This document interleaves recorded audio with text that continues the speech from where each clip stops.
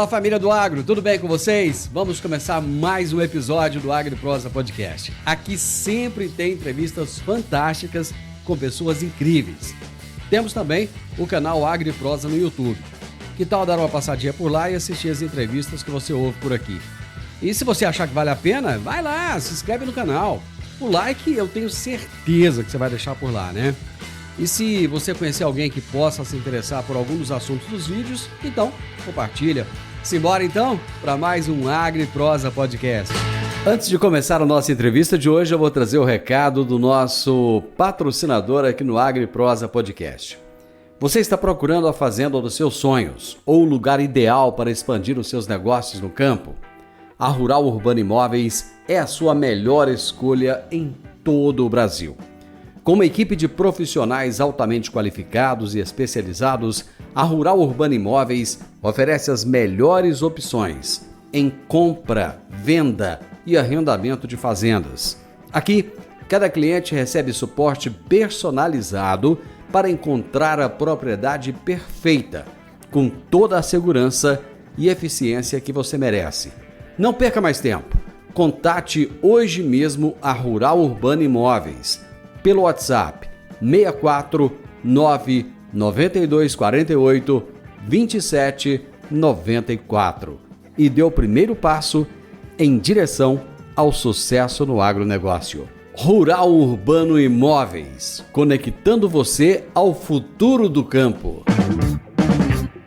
Vamos começar mais uma daquelas grandes entrevistas, trazendo para vocês assuntos que realmente tocam no seu dia a dia, assuntos que são relevantes para você.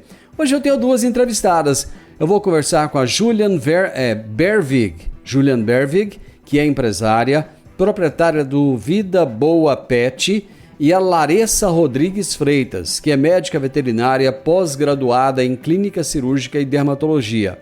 E o tema da nossa entrevista será os riscos que correm os animais de estimação nas fazendas. Oi meninas, tudo bem com você? Deixa eu começar pela Julian. Tudo bem, Júlia? Tudo ótimo, Divino Ronaldo. Prazer imenso estar aqui dividindo essa quinta-feira com você. Muita satisfação, obrigada pelo convite, estou me sentindo muito honrada, ainda mais que é para a gente tratar de um assunto que a gente é apaixonada, né? Muito obrigada. Prazer falar com você. Oi, Larissa, tudo bem? Seja bem-vinda. Obrigada, Divino. Obrigada pela oportunidade de estar aqui, tá? Eu que agradeço. Gente, nós vamos falar de animais de estimação. Todo mundo ama animais de estimação, né? É uma coisa assim, impressionante como que os animais fazem parte da nossa vida. Eu lembro bem, Julian, quando eu era criança, minha mãe sempre tinha um cachorrinho. E era um sofrimento, porque vira e mexe aquele cachorro morria, porque não era tão bem tratado como hoje. Aí ela chorava, falava assim, nunca mais eu arrumo um cachorro. Um mês depois, já tinha outro cachorro. Eles fazem parte da vida da gente, né, Júlia? Eles fazem parte da nossa vida, eles trazem inúmeros benefícios para a gente.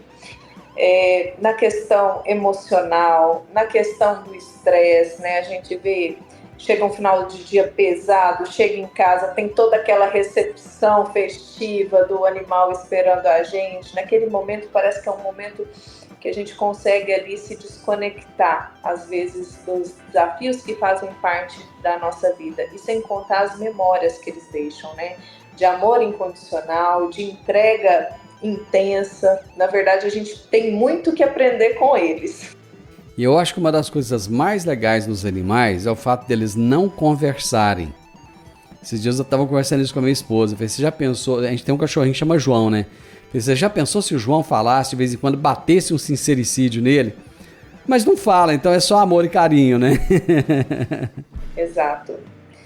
E a gente fala que eles não falam, mas os gestos deles dizem mais que 1000 palavras, né, Divino Ronaldo? Conversam com os olhos, né? Exatamente. Com certeza. Exatamente, eu acho Larissa. que se tivesse que verbalizar alguma coisa, ia ser um ensinamento pra gente nesse sentido. Deixa eu conversar aqui com a Larissa para entender dela como que ela escolheu essa profissão. Larissa, conta para mim, você é médica veterinária, é pós-graduada em clínica cirúrgica, dermatologia. Eu nem sabia que tinha uma especialização em dermatologia animal. Conta pra gente aí. Então, a minha paixão sempre foi os animais. Eu amo trabalhar com eles. É igual a Júlia falou, é um ensinamento a cada dia, né? Acabou que eu fui para essa área por questão de gosto mesmo, né? Fui me interessando também pelas particularidades em relação aos meus cachorros, né? Acabou que o cachorro da gente fica doente, aí a gente vai para aquela área, né? E aí acabou que eu tive mais afinidade em relação à dermatologia, né? A clínica também, que é trabalhar com eles, tá? Cotidiano com eles aqui, né? É um prazer estar trabalhando com eles todos os dias. Júlia, me conta uma coisa. Você tem um pet shop, mas ao mesmo tempo ele é uma clínica, um hospital. Explica pra gente. Sim, nós começamos há 10 anos atrás, pioneiros na região, com um serviço de hotel e creche, né? A gente viu realmente no tutor, no pai e mãe de pet, que são como filhos pra gente, né, de Ronaldo, essa necessidade aí de deixar o animal nos momentos que está ausente e ter um lugar onde ele realmente possa passar umas férias, tanto quanto a gente. Então, começamos há 10 anos com esse serviço, um banho e tosa pequeno, fomos vendo a necessidade de aumentar o nosso negócio em termos de serviços oferecidos, e hoje a gente tem uma logo que fala, o único lugar que tem um hospital e também tem um resort, reunido no mesmo ambiente. Que interessante, que bacana. Por que você escolheu estar ali ao lado da BR? Oportunamente, por conta do tamanho do local, é um lugar bastante arborizado, né? Porque para quem não conhece, nós estamos aqui no fundo do Espelho d'Água, isso tudo traz esse ar de resort, tem palmeiras no lugar, aí a gente já comunga ali com uma decoração com piscina, tanto para grandes quanto para pequenos. É um lugar onde a gente pudesse trazer a experiência para eles do que o próprio nome da empresa sugere, que é uma vida boa. Então, desde a parte de arborização, o aspecto como a gente lida com eles, a questão da nossa dinâmica e programação interna também, e o ponto de localização foi importante por conta desse fator. Júlia, como é que é a dinâmica de trabalhar com animais pequenos e animais grandes? Eles ficam separados? Como é que é? Sim, os pequenos, às vezes, eles se socializam com o grande se socializa com o pequeno. No entretanto, a gente tem um cuidado nesse sentido, porque normalmente é até o pequenininho que é mais bravo que o grande, viu? Geralmente sim. Só que a gente sabe que a brincadeira também machuca. Então, a brincadeira também pode machucar. E é a única coisa que a gente não quer, que a experiência do pet seja segura, tranquila, que ele vá em casa e que ele dê devolutivas para o tutor dele, como acontece aqui comumente. O tutor passa aqui, para com o carro aqui, o animal já fica doido para descer. E isso é uma alegria imensa para a gente. Então, para poder dar essa resposta positiva, como eles não verbalizam, a gente tem todo um cuidado nesse sentido, que também tem a ver em não deixar os animais pequenos na mesma pista que os animais grandes, porque uma brincadeira também pode machucar. Larissa, como é que é essa questão da territorialidade? Porque os animais são muito, assim, eles gostam de ter o território, né? Eu até brinco, às vezes quando eu vou passear com o João, parece que ele é dono do mundo, né? Ele quer o mundo inteiro pra ele. Passa outro animalzinho, ele fica bravo, late. Como é que vocês lidam com isso aí, com tantos animais juntos? Por isso que a gente aqui tem várias pistas pra gente dividir eles, sabe? Por conta disso. Porque alguns animais são mais territorialistas, então eles são os líderes da matilha, né? Tem aqueles que é submissos a ele, né? Que a gente pode colocar eles junto. E tem aqueles que a gente tem que manter separado. Porque eu falo assim, eu brinco que cada pista tem seu líder, né? Que é o seu territorialista. Os outros são os seus submissos. Então a gente nunca pode colocar vários líderes juntos, porque senão vai ter atrito, né? Então, mas aqui, graças a Deus, tem várias pistas, então tem como a gente trabalhar e fazer um rotativo aqui bem legal para eles brincarem. Além de cães e gatos, podem ficar outros animais aí em final de semana ou não? E se puder, que tipo de animal? É isso que eu ia falar. A gente já colocou, né, Júlia? Vou deixar para a Júlia falar. A gente já teve algumas experiências, né? Muito bem orientadas, porque é importante a gente oferecer um serviço que a gente realmente dê um respaldo, mas o nosso forte é o resort para cães e o gatil, tá? Já pegamos aqui porquinho da Índia para um final de semana, mas não é nosso foco. Nosso foco hoje são cachorros e gatos. Muito bem, deixa eu conversar com a Larissa a respeito de um problema sanitário que ela conversando comigo anteriormente em off, ela falou: Divino, é bom divulgar isso aqui, é bom falar a respeito desse assunto, porque muitas pessoas podem vir a ter problema com isso. Às vezes não tem hoje, né, mas por falta de informação pode vir a ter, que é a questão da febre maculosa. E geralmente acontece muito nos locais onde acontecem com animais de estimação que moram nas fazendas, né, Larissa? Eu queria que você explicasse um pouco pra gente. Então, a febre maculosa, ela é adquirida, né, através de um carrapato, né, que geralmente esses carrapatos, eles através de gambá, né, de porco do mato, javali, cateto. Aí aqueles animais de fazenda que tem um hábito de fazer o território mesmo da fazenda, né? Entrar em lagos, acaba que se contamina com esse carrapato, né? E esse carrapato, ele, né, transmite essa febre maculosa, né? Tanto para eles quanto para a gente também, tá? Só que assim, o maior risco de contaminação é quando a gente vai retirar o carrapato do animal, que acaba que a gente, assim, na fazenda, né, a gente tem o hábito de ir lá tirar o carrapato, né, deles, assim, com a mão, né, às vezes estourar o carrapato ali, né, e acaba que a hemolinfa fica na pele do ser humano, e aí é onde que há a contaminação do ser humano, tá? Mas, se não for lavada a mão depois disso, e para ter a contaminação para o ser humano, ele tem que ficar em contato com o carrapato durante 4 horas, tá?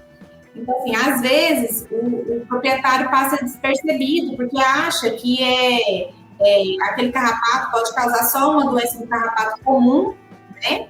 Porque os sintomas são semelhantes, né? Agora, e assim, a gente tem que ter todo cuidado em relação a isso.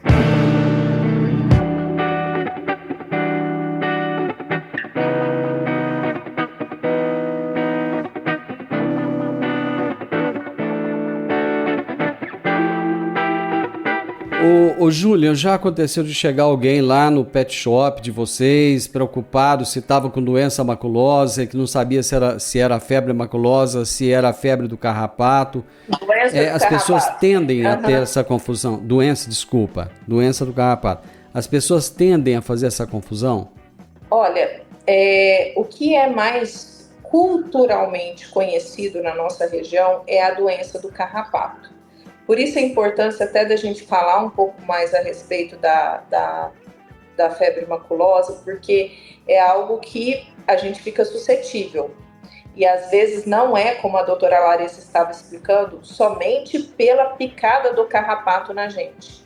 Então, principalmente quem mora em fazenda, tem ali aquele hábito, vê o carrapato no animal, já tira, já vai querer matar ali. Isso é um risco grande, né? Se a gente não tiver o devido cuidado ali de lavar a mão depois. E fora que a maneira de exterminar o carrapato nunca é ali matando ele com as próprias mãos, como comumente faz, espreme ele ali, porque aquilo acaba contaminando mais o ambiente também.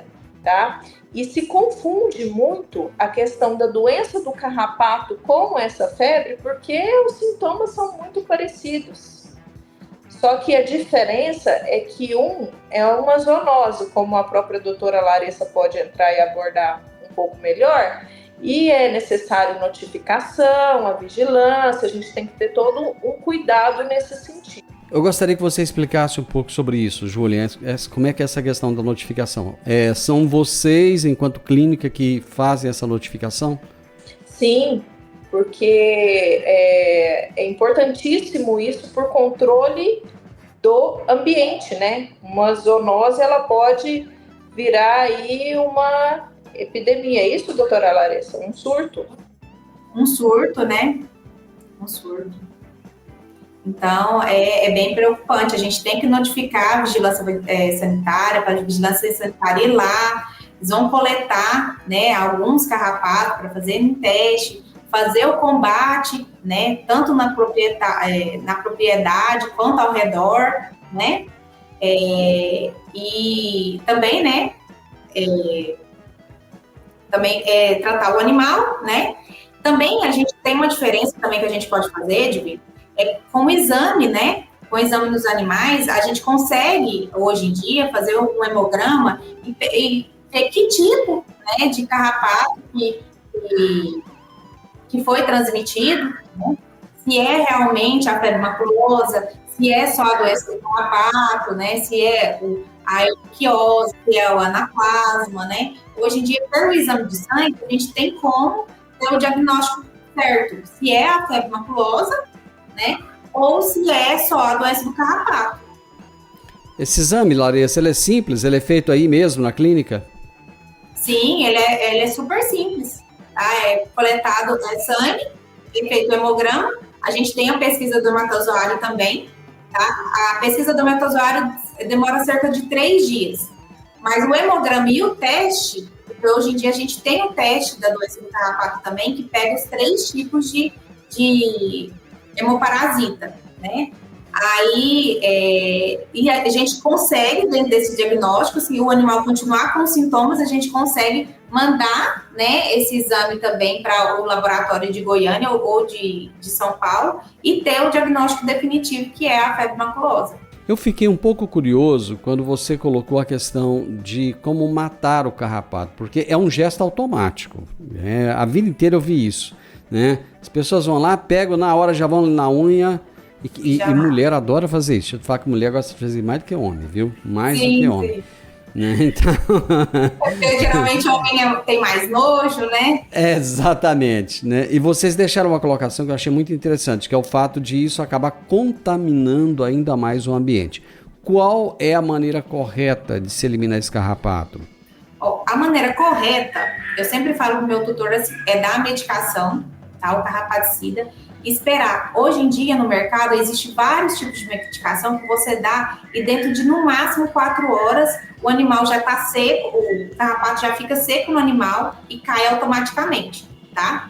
Também, se não se não tem condições, né, de comprar um carrapaticida, eu sempre falo assim, pegar uma pinça, né, de tirar a sobrancelha e retirar aquele carrapato e já colocar uma solução de veneno, ou então no álcool. Eu gosto mais de falar em solução de veneno, que é um carrapaticida, um triatox. Bom, enfim, são geralmente essas coisas que já tem na fazenda, já está ali. Geralmente já existe ali, né? O pessoal já tem o hábito. Uhum. A Júlia falou a questão de zoonose. O que quer dizer essa palavra zoonose? Zoonose é quando pode passar, né? Essa doença pode passar para o ser humano. Igual, vou dar um exemplo também. A giardia também, que é um verme, né? Que o animal libera nas fezes. Ele também é uma zoonose, que ele também contamina nós, seres humanos, pelas fezes. Entendeu? Então, é a mesma coisa. É o fato de conseguir fazer a transmissão para o ser humano também. Entendi. Bom, você já explicou os vetores, né? Você falou do carrapato, falou lá dos bichos do mato, o cateto, o javali.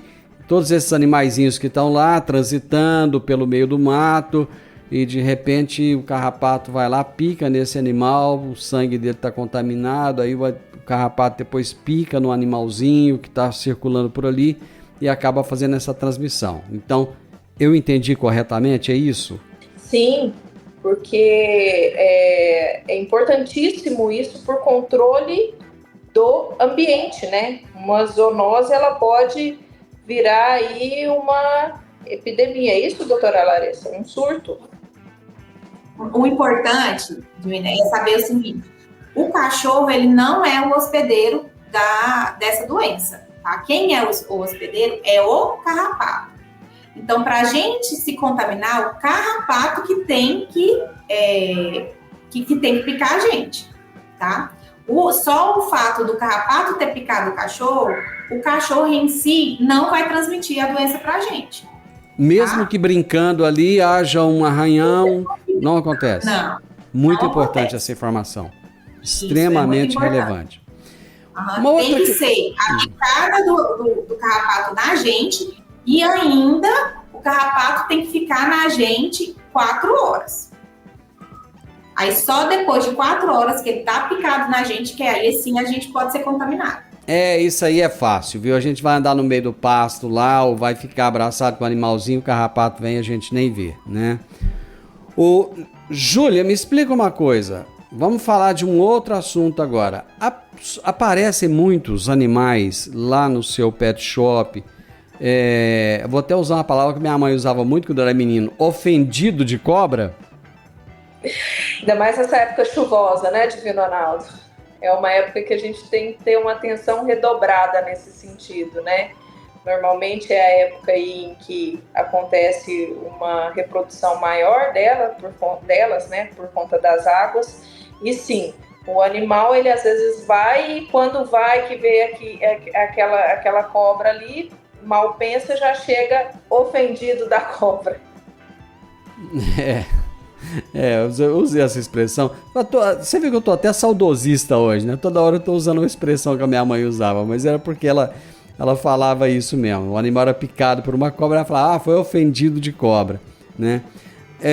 Geralmente, quando um ser humano é picado por uma cobra, Larissa, esse ser humano tem algumas recomendações. Vai lá, faz uns furinhos, chupa o veneno ali e tal. E no caso dos animais, como é que funciona isso? No caso dos animais, eu sempre falo assim, lavar, né, o lugar ali onde foi picado com água e sabão, tá? Se o proprietário tiver o soro antiofídico na fazenda, já fazer a primeira aplicação subcutânea e correr com ele para o veterinário para terminar de fazer o tratamento, tá? Mas na mesma proporção que dá o soro para o ser humano, é a mesma proporção que dá para o animal? Não, são proporções diferentes. Mas eu sempre falo assim, independente do tamanho do animal, o soro antiofídico é obrigatório fazer pelo menos um soro, tá? Então, quanto mais rápido você faz o soro, mais certeza que a gente vai conseguir salvar o animal. Então, se o proprietário, e tem como, né, esse proprietário ter esse soro em casa, né, na fazenda, quanto mais rápido ele aplicar, melhora a devolutiva para a gente, tá? Em questão de tratamento.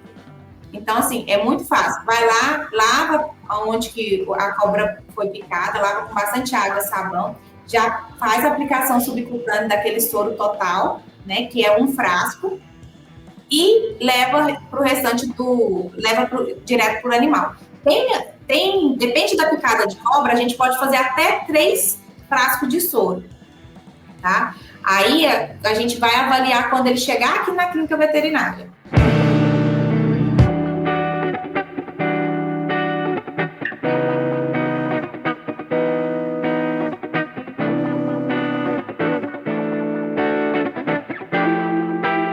Geralmente, eu lembro que falava-se antigamente o seguinte: quando alguém foi picado de cobra, leva a cobra para ver que cobra que foi.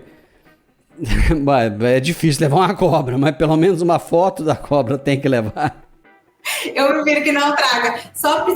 Olha, se não sabe, tira uma foto, traz, só pra gente ter um auxílio melhor em relação a isso, tá? Mas hoje em dia não tem tanta necessidade, tá? porque o tratamento vai ser mais sintomático, tá? Depende de como que o animal vai reagir aqui na clínica e como que ele vai responder a isso, tá? Geralmente existe um período, olha, depois que foi picado, até tantas horas esse animal tem que estar na clínica ou não existe isso? É assim, existe um tempo assim de resposta do animal. Quanto mais rápido você trazer o animal para a clínica, mais a gente vai ter uma percussão positiva, tá? Quanto mais você demora, mais a gente vai ter uma percussão negativa, tá? Já teve animais que veio aqui para cá depois de 4 ou 5 dias da picada de cobra. A gente tentou reverter a situação, mas já era tarde demais. Então, quanto mais rápido trazer, melhor a resposta. Outros 2 bichinhos que podem, assim, do meu ponto de vista, podem ser perigosos para os animais. Escorpião e sapo, eles são perigosos? Sapo é mais perigoso ainda do que escorpião, tá? Sério? Sério. Sapo, as glândulas dele, que quando o animal pica, ou morde ele, né, ele libera esse veneno na boca do animal. E muitas das vezes é fatal, porque esse veneno, ele tem noradrenalina, ele tem adrenalina, então, assim, aumenta o ritmo cardíaco do animal muito grande e, às vezes, o tutor não consegue chegar com o animal nem na clínica, porque ele dá uma parada cardíaca, tá? Aí eu sempre falo pro proprietário, tem casa assim que tem, né, que mora perto de córregos, esses tipos de coisa, ter acesso ao carvão ativado, porque se ele começar, viu que foi mordido, ele foi lá e pegou, abocanhou o sapo. Lava a boca do animal, né? Já entra com o carvão e corre com ele para a clínica. Esse carvão é líquido? Tem que dar para o animal? Como é que é? Hoje em dia, na farmácia humana, tem comprimido, né? E em clínica veterinária tem ele em pozinho que a gente dilui e dá para o animal. Esse carvão pode dar em casos de intoxicação. Tá? A gente também dá em casos de picada de cobra, esse tipo de coisa, mas mais intoxicação oral. Júlia, muitas vezes o proprietário do animal ele não tem condições de trazer esse animal no momento. Às vezes o proprietário não está ali, ou a esposa saiu com a caminhonete, sei lá, enfim, e não tem condições de trazer aquele animal na hora. Então, é um problema aí de quem está, às vezes, numa localização mais distante, que está no meio rural, né? E nós oferecemos esse tipo de serviço também. Além disso, as visitas periódicas dos veterinários nas fazendas, né? A gente já tem um público aí dentro do agro que também são apaixonados por pets, que tem a doutora Larissa, a equipe aqui que vai e faz essas visitas, porque às vezes aos olhos do proprietário está tudo bem com o animal, mas aí chega, verifica ali que está com déficit em alguma questão da saúde. Então, por isso que essas visitas periódicas são importantes. Além desse serviço e dessa disponibilidade da gente também ir buscar o animal para consulta, para alguma urgência, a gente também tem a visita periódica da equipe veterinária. Vocês têm condições, Júlia, de fazer exames no próprio local da fazenda? Tem condições de deslocar algum equipamento, alguma coisa, um laboratório ambulante ou não? Tem que fazer coleta lá e trazer para a cidade? Alguns exames testes rápidos nós temos sim, né, doutora Larissa? Condição de fazer. Teste rápido, por exemplo, da doença do carrapato, a gente consegue levar, né? Alguns testes rápidos em questão de parvovirose, sinomose, a gente consegue levar. Ultrassom também a gente consegue fazer, que às vezes acompanhamento de gestação, a gente consegue ir até a fazenda e fazer, tá?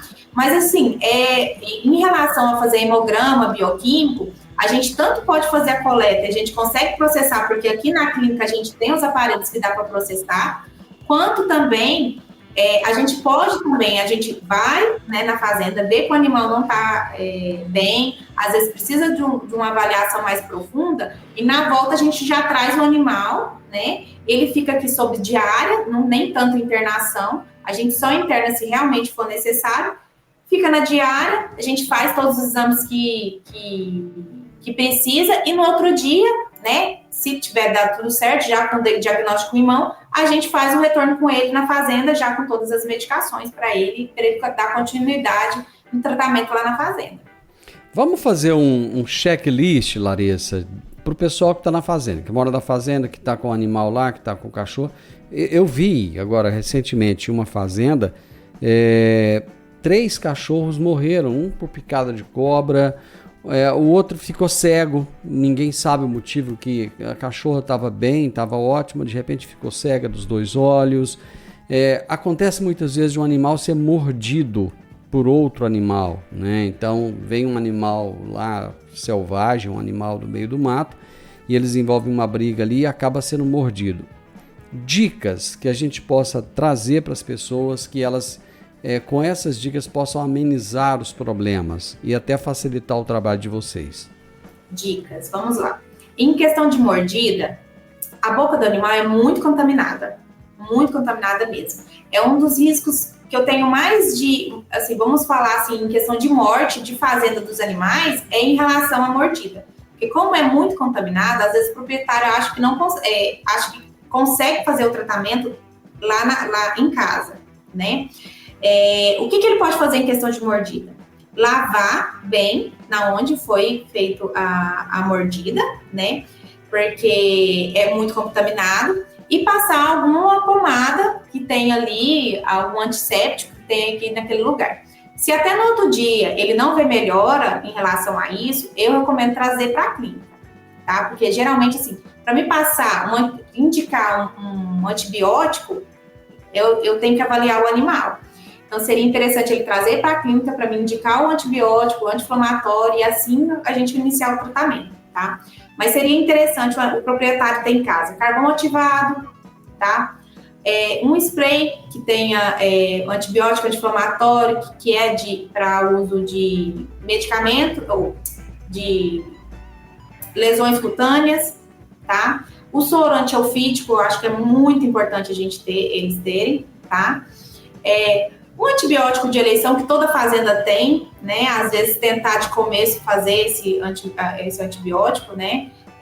Eu nunca aconselho fazer esse tipo de coisa sem passar pelo veterinário. Mas aconteceu de madrugada, não tem como trazer, né? Aconteceu alguma coisa, a gente, pelo menos ele já fazer uma dose de antibiótico, de anti-inflamatório deles, né? Eu acho que os principais são esses. Você já deu umas dicas excelentes, umas dicas muito boas que com certeza... Eu nem podia ter falado, né, Divino? Não, mas é importante porque isso vai fazer com que facilite, inclusive, o trabalho de vocês.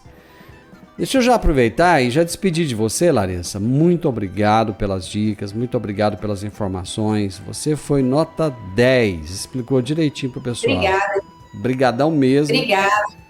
A gente está sempre à disposição aqui, tá bom? Eu te agradeço, obrigado. Agora deixa eu conversar com a Júlia aqui mais um pouquinho. Ô, Júlia, antes de eu despedir de você, eu tenho certeza que quando você fez aquele pet shop, aquele hotel lá na beira da rodovia, você não imaginou que iria facilitar tanto a vida das pessoas, né? Principalmente para quem vai viajar, né, Divino Ronaldo? Porque hoje a gente tem uma carteira aqui que não é só de Rio Verde, mas assim, Jataí, Santa Helena, o pessoal que acaba vindo para Rio Verde para poder pegar algum voo ou indo até Goiânia, acaba passando por aqui. E é habitual o pessoal deixar os animais até quantos dias aí? Isso é muito relativo. Eu já tive casos de viagens, tem casos esporádicos de finais de semana, prolongado, feriado, que é comum, até casos de 90, 120 dias, às vezes vai visitar alguém que mora fora do país, e enquanto isso a gente quase que vira dono deles, porque depois sofre para despedir. E o que vocês fazem para manter os proprietários, os donos, como diz vocês aí, os tutores? Como é que vocês fazem para manter essas pessoas informadas de como é que está o animalzinho deles, se o animal está feliz, como é que está o dia a dia desse animal?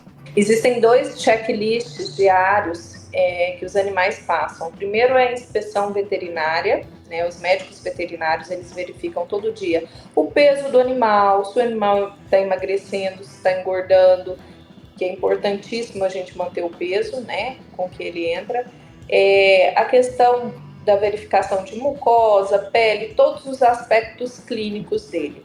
Além dessa informação por parte da clínica, dos veterinários, a gente também tem uma informação por parte dos monitores, né? Que são os tios e as tias da creche, que são os que cuidam, que brincam, né? Que participam ali de toda a interação durante o dia.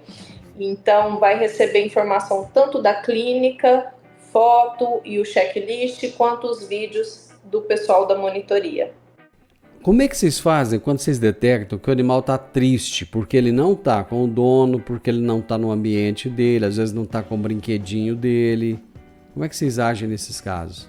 O que a gente sempre recomenda, principalmente quando é a primeira hospedagem e quando se trata de um período maior, né, é do tutor trazer para passar um dia aqui conosco na creche, né, que é um dia de brincadeiras, é um dia que ele vai conhecer o ambiente e principalmente que vai ficar ali para ele que o papai e que a mamãe dele vão voltar para pegar ele, que não é um lugar definitivo que ele vai estar ficando, né? Então, para ele passar a conhecer esse ambiente.